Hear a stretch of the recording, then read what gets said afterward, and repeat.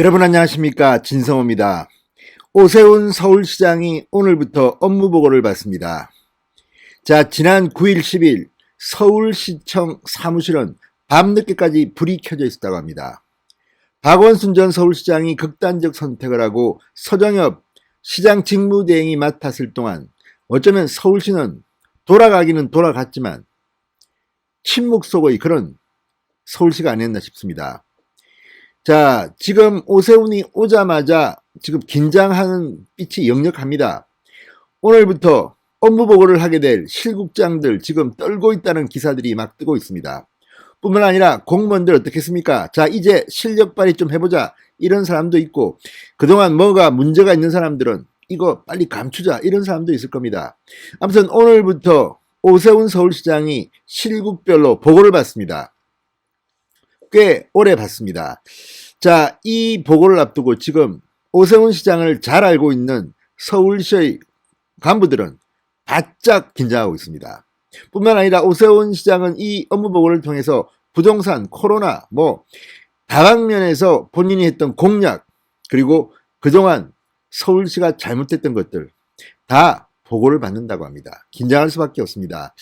또 오세훈 서울시장은 가회동의 서울시장 공간을 쓰지 않은 것으로 알려졌습니다. 자, 여러분 기억 속에 있죠? 박원순 전 시장이 극단적 선택을 하기 위해서 가회동 공간에서 쪽지를 남겨두고 떠납니다. 이런 걸 통해서 서울시장 공간은 좀은 이 서울 시민들한테 엄습한 분위기로 머리에 각인되어 있습니다. 이 공간 쓰지 않기로 했습니다. 과거 오세훈 시장 시절 해화동 공간을 쓴 적이 있습니다. 이제 이 1년 3개월 짧은 기간의 시장입니다. 할 일도 많은데 또 공관으로 들어가고 어떻고, 게다가 박원순 전 시장이 쓰던 가회동 서울시장 공간은 얼마인 줄 아십니까? 전세금만 28억입니다. 어마어마하게 호화로운 집입니다. 가족도 별로 없는데 이런 큰 집이 왜 필요했는지 모르겠습니다. 자, 아무튼 오세훈 서울시장은 광진구 자양동의 지금 살고 있는 집에서 출퇴근을 한답니다. 자, 광진구는 서울시청에서 그렇게 멀지 않기 때문에 출퇴근 시간도 그렇게 걸리지 않습니다. 따라서 이런 걸 보면 지금 서울시는 바짝 긴장해야 될 것 같습니다.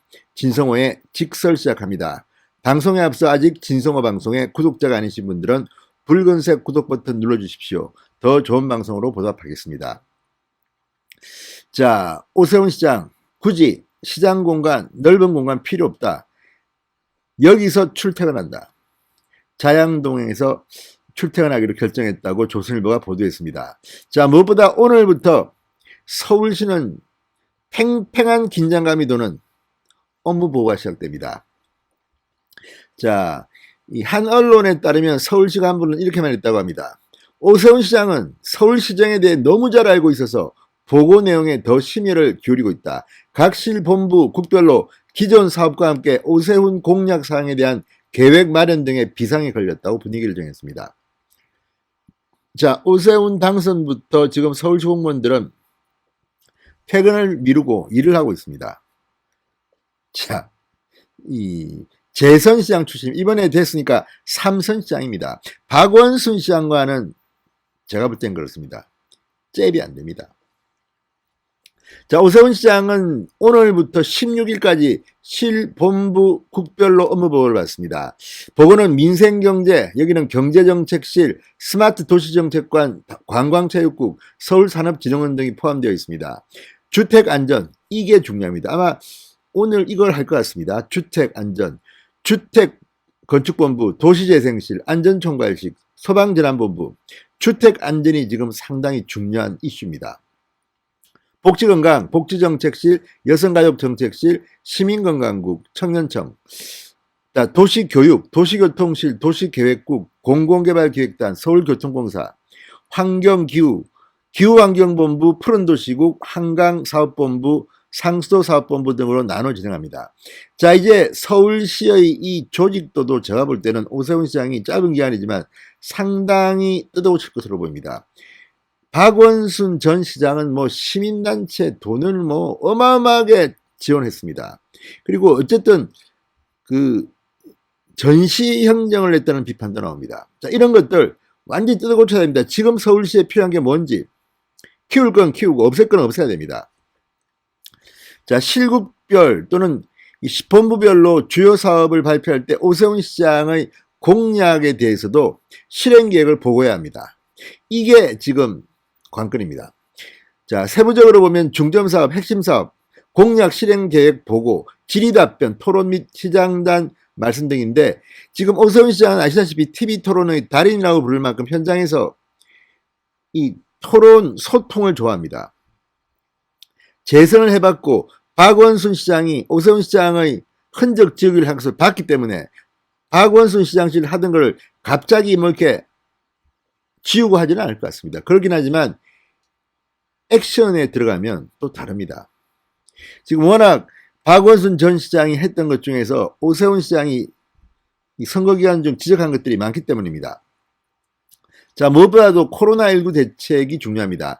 자, 한 간부는 코로나19 대응과 별개로 민감한 현안 문제에 대해 짧은 시간에 보고를 해야 한다. 보고에 구체적인 실행 계획을 담기 위해 노력하고 있다. 업무 보고 순서는 사안에 따라 변동될 가능성도 있다. 이렇게 덧붙였습니다. 아마도 안전주택 이 부분이 먼저 아마 보고해야 될 것으로 보입니다. 자, 오세훈 시장이 이미 한번 간부들을 소집해서 회의를 한 적이 있습니다. 바로 이틀째 되는 날, 출근 이틀째 되는 날, 이 첫 공식 일정으로 주재한 코로나19 종합대책회의입니다. 자, 공개회의에서 질책을 했습니다. 서울시 간부들이 안일하게 이 부분에 최선을 다하지 않았다고 비판을 했습니다. 그리고 비공개 회의로 전환됐습니다. 비공개 회의에서도 질책은 이어졌다고 합니다. 시 간부, 비공개 회의 내내 무거운 분위기 속에서 오세훈 시장의 주문이 계속됐다.